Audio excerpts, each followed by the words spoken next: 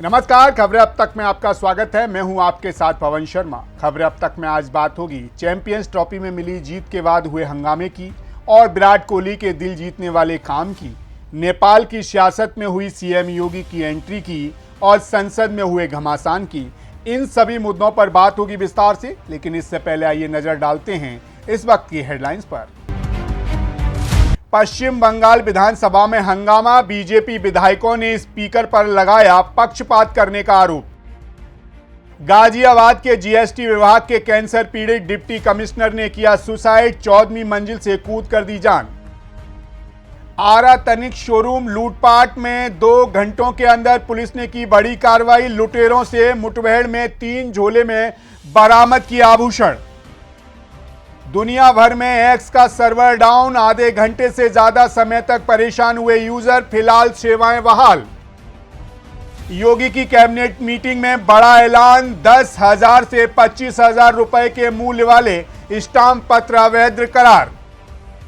Air India की flight को बम से उड़ाने की मिली धमकी, टॉयलेट में रखी मिली थी चिट्ठी। होली से पहले सीएम योगी ने रोडवेज कर्मियों को दी खुशखबरी, सभी कर्मचारियों को मिलेगा इंसेंटिव। मणिपुर में पुलिस ने 48 घंटे में 15 उग्रवादियों को किया गिरफ्तार, लाखों का कैश और मोबाइल फोन भी हुए बरामद। तेलंगाना सुरंग हादसे के 16वें दिन पंजाब के श्रमिक का शव बरामद, 7 लोग अभी भी फंसे। शुरुआती बढ़त के बाद लाल निशान पर बंद हुआ बाजार, सेंसेक्स 217 अंक टूटा, निफ्टी 22,500 से नीचे। हेडलाइंस के बाद एक बार फिर आपका स्वागत है खबरें अब तक में। दुबई में हुआ वो रोमांचक फाइनल मैच जिसमें भारत ने न्यूजीलैंड को धूल चटाते हुए चैंपियंस ट्रॉफी अपने नाम की। वो जीत जैसे ही देश भर में एक नया जोश भर गई। देश भर में होली से पहले दीपावली मनाई गई, हर तरफ जश्न का माहौल था। लोगों ने एक दूसरे को बधाइयां दी, गाने गाए और जीत का उत्सव मनाया। लेकिन इस पर्व के बीच कुछ ऐसे लोग भी थे जिन्होंने देश की खुशियों में आग लगाने की कोशिश की। महू, जो कि एक शांतिपूर्ण और सभ्य शहर के रूप में माना जाता है, वहां विजय जुलूस निकालने के दौरान 2 गुटों के बीच भिड़ंत हो गई। मामला इतना बड़ा कि दुकानों और वाहनों में आग तक लगा दी गई और पेट्रोल बम्बों की बरसात होने लगी। पुलिस को मजबूती में लाठीचार्ज करना पड़ा और आंसू गैस के गोले भी फेंकने पड़े। वहीं आज एक तरफ लोग इंसानियत को जला रहे थे और जातिवाद फैला रहे थे, वहीं विराट कोहली ने एक ऐसी मिसाल पेश की कि हर कोई उनकी तारीफ कर रहा है। विराट ने जीत के बाद अपनी टीम के साथी मोहम्मद शमी की मां के पैर छुए और सारी दुनिया को दिखा दिया कि यही है भारत की असली पहचान, जहां मां को केवल मां समझा जाता है, हिंदू या मुस्लिम नहीं। देखिए ये video. The veterans there, Mohammad Shami and Virat Kohli. As I said, these celebrations will last long into the night. They'll have more photos than you can imagine with as many people that can get alongside them. And why not? वहीं इस नज़ारे से दूसरी तरफ महू में जमकर बवाल हुआ। सोशल मीडिया पर इस घटना को लेकर बहस छिड़ गई है। कुछ लोग दावा करते हैं कि जुलूस में जय श्री राम के नारे लग रहे थे और जब ये जुलूस जामा मस्जिद के पास पहुंचा तो कुछ लोगों ने दूसरे समुदाय के लोगों को रोककर मारपीट करना शुरू कर दी। इसके बाद दोनों पक्षों के बीच पथराव और हिंसा हुई। मस्जिद से निकले लोगों ने भी अल्लाहू अकबर के नारे लगाए और मामला तूल पकड़ गया। अब सवाल ये उठता है कि ये लोग कौन थे जो पूरे देश की खुशियों को जलाने पर तुले थे। फिलहाल पुलिस ने 13 लोगों को गिरफ्तार किया है और फुटेज के आधार पर अन्य आरोपियों की तलाश शुरू कर दी गई है। कहा जा रहा है कि भारतीय टीम की जीत के साथ ही महू में 100 से ज्यादा लोग 50 मोटरसाइकिलों पर सवार होकर विजय जुलूस निकाल रहे थे। जामा मस्जिद के पास पहुंचे तो विवाद हुआ और बवाल शुरू हो गया। यहां एक अहम सवाल यह भी है कि टीम इंडिया की जीत के जश्न से आखिर किसे परेशानी हो रही है? कौन है वो लोग जो ना तो देश की प्रगति में विश्वास रखते हैं, ना ही भारत की संस्कृति में? उनकी मानसिकता देश को पीछे धकेलने की है और वो चाहते हैं कि देश में नफरत का माहौल बने। विजय जुलूस निकालना एक जश्न है, लेकिन कुछ लोग हमेशा इस तरह के मौके का फायदा उठाकर नफरत फैलाने में लग जाते हैं। ये लोग ना तो देश की जीत का जश्न मनाना चाहते हैं और ना ही हार पर दुख। उनका एक ही उद्देश्य है हिंसा और तनाव फैलाना। फिलहाल अब हमें सब्र और समझदारी से काम लेने की आवश्यकता है।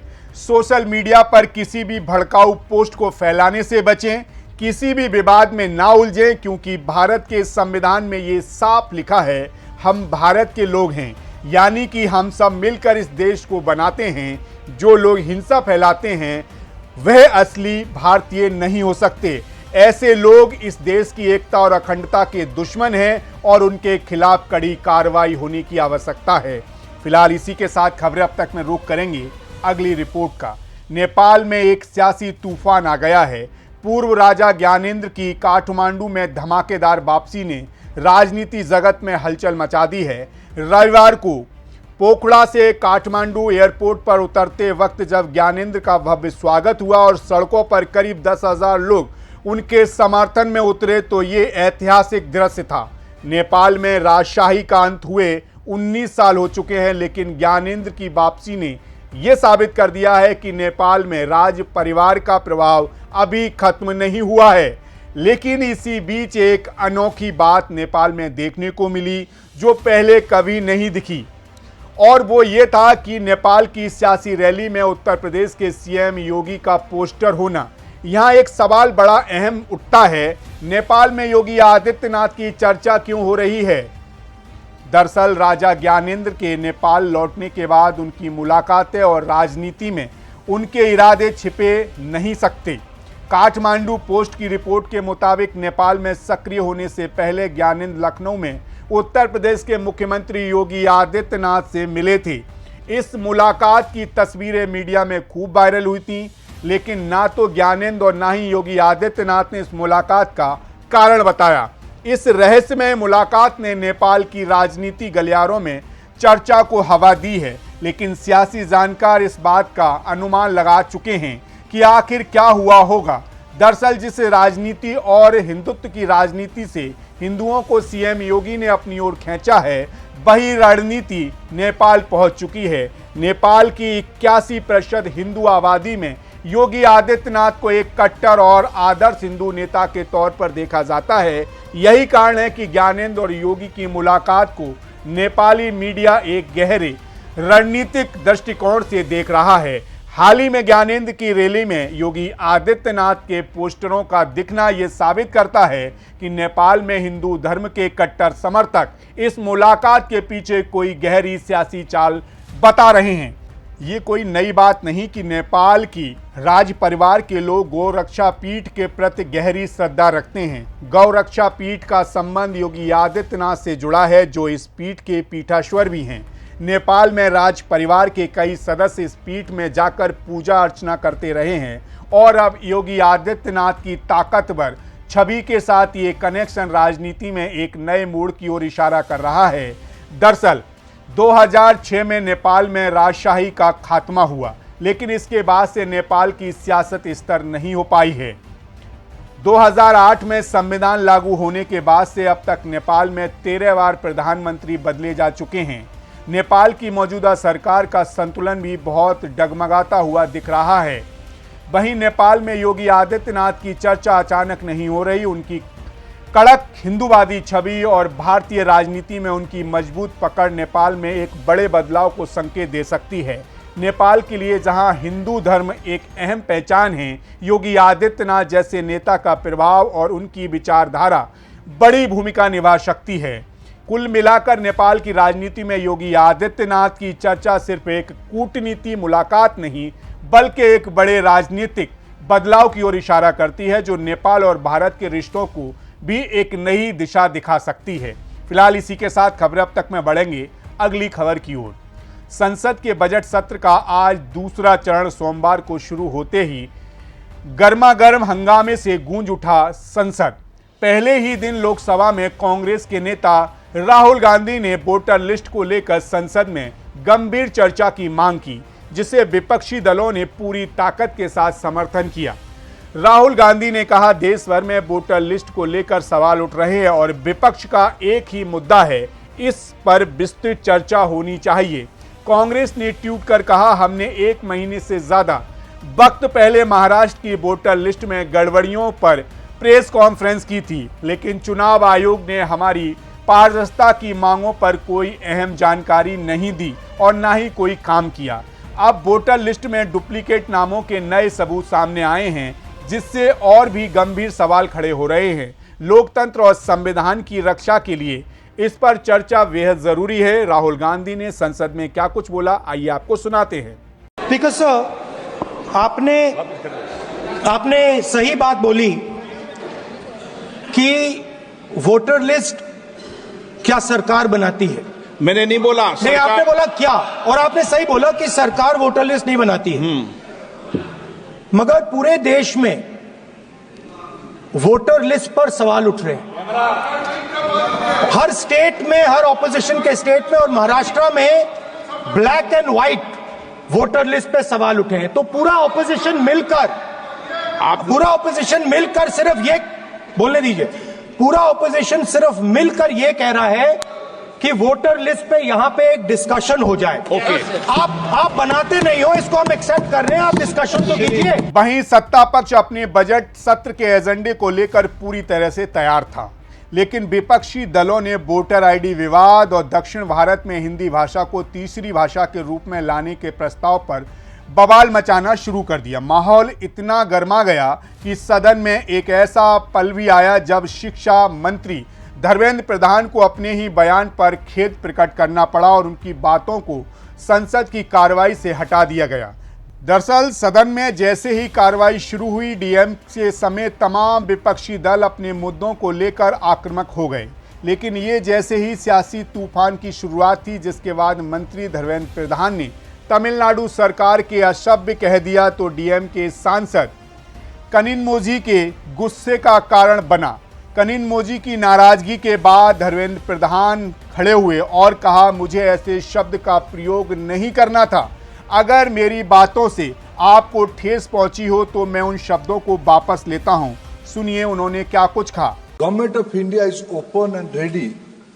The kind of discussion we had with Tamil Nadu government in previous months, if they will, it's not that they are now, they have changed their stand.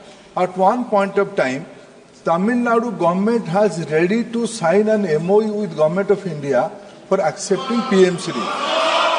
Few of my members, few of my MP colleagues came to see me. They came to the honorable member who raised the question. She also came to see me with honorable Education Minister of Tamil Nadu. They agreed. They went back. They have a U-turn. It is their problem.